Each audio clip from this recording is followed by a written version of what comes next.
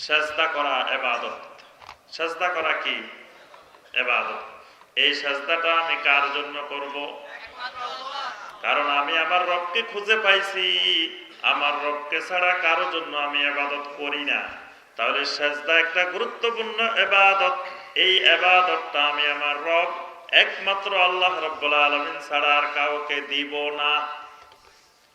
কিন্তু দেখা যায় আমাদের এই দেশে কত লক্ষ লক্ষ আল্লাহর বান্দা বান্দি এখনো আসল মাবুদকে খুঁজে পাইল না। দেখা যায় কবরের সামনে গিয়ে, বিভিন্ন জীবিত ব্যক্তিদের সামনে গিয়ে সেজদা দিচ্ছে।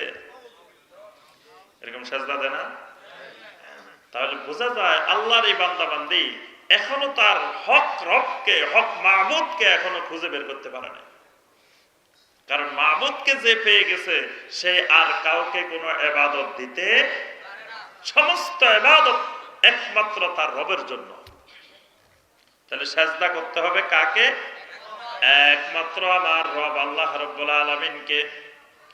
কোনো কিছু মান্নত করব, ওই মান্নতটাও একটা ইবাদত। এই মান্নতটা করব কার জন্য? একমাত্র আল্লাহ রাব্বুল আলামিনের জন্য। আমার ছেলে অসুস্থ, মেয়ে অসুস্থ, আমার পরিবারে একটা বিপদ দেখা দিছে, কোনো একটা সমস্যা দেখা দিছে, আমি কিছু মান্নত করতে চাই, কার জন্য করব? আমি আল্লাহকে বলবো, রাব্বুল আলামিন আমার এই বিপদটা আপনি দূর করে দেন। আপনি মহা ক্ষমতাশালী, আপনি ইচ্ছা করলে এই বিপদ যে কোনো মুহূর্তে দূর করে দিতে পারেন। রাব্বুল আলামিন আমি আপনার ঘরে আমি 10,000 টাকা দিব। মান্নতটা কার জন্য? আল্লাহর জন্য, আল্লাহর ঘরের জন্য। আল্লাহর ঘর কোনটা বলেন দেখি? খালি মসজিদ না, মাদ্রাসাও আল্লাহর ঘর, মসজিদও আল্লাহর ঘর, মাদ্রাসাও আল্লাহর ঘর। তাহলে আমি আপনার ঘরে দিব। আপনার কত বান্দা বান্দি দরিদ্র, গরিব, মিসকিন, অসহায় আমার চতুর্পাশে ঘোরাফেরা করে, আপনার এই সকল বান্দাদেরকে আমি এত 1000 টাকা দিয়ে দিব। এই যত মান্নত হবে, আমি একটা গরু দিতে চাই, গরুটা কাকে দিব? কথা বলে না। একমাত্র আল্লাহ রাব্বুল আলামিনকে। তা আল্লাহকে কেমনে দিবেন?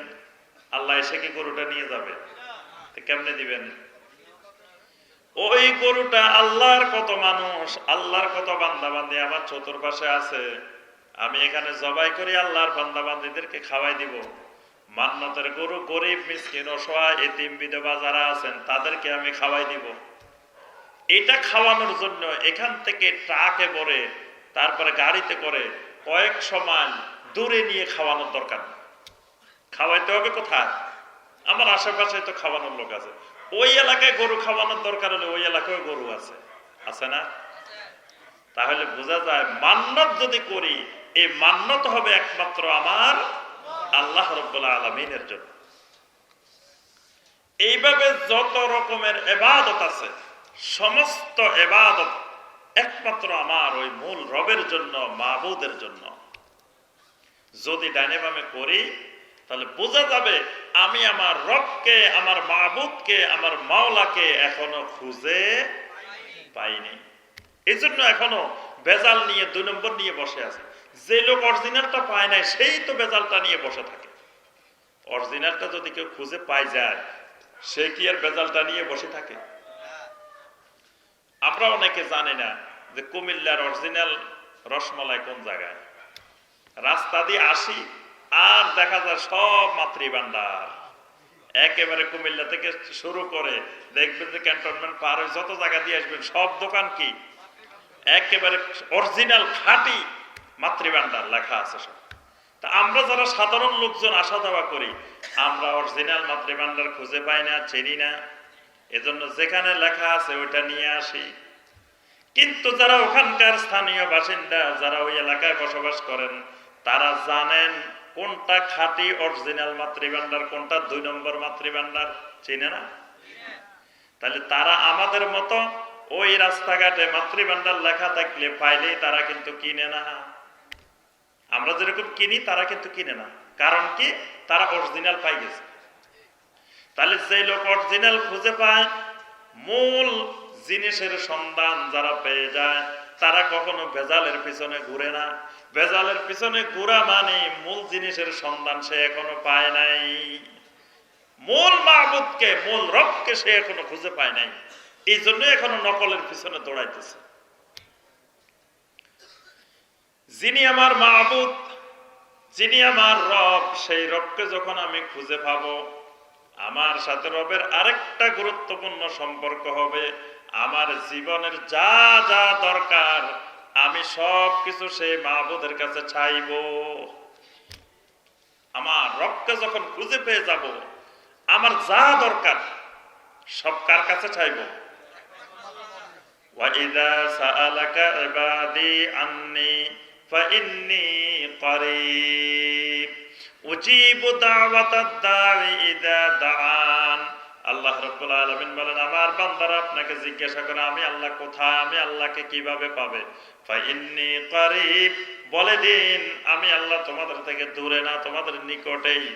উজিবু দাওয়াতাদ দাঈ ইযা দাআন, কোন বান্দা যখন আমার কাছে দোয়া করে, আমার কাছে চায়, সাথে সাথে আমি আল্লাহ সাড়া দিই। সুবহানাল্লাহ। আমার কাছে চাওয়া মাত্রই আমি সাড়া দিয়ে থাকি। দোয়াকে একটা গুরুত্বপূর্ণ ইবাদত বলেছেন আল্লাহ রাসূল সাল্লাল্লাহু আলাইহি ওয়াসাল্লাম, বলেন আদ-দুআউ হুয়াল ইবাদাহ, দোয়া হলো একটা গুরুত্বপূর্ণ ইবাদত। দোয়া যে করে না আল্লাহর কাছে, একমাত্র আল্লাহর কাছে যে চায় না, তাকে আল্লাহ রাব্বুল আলামিন বলছেন সেই অহংকারী। সূরা গাফিরের 60 নম্বর আয়াত, ওয়া ক্বালা রাব্বুকুম উদউনি আস্তাজিব লাকুম, তোমাদের রব বলতেছেন বান্দা আমার কাছে দোয়া করো, আমি তোমাদের দোয়া সাড়া দিব।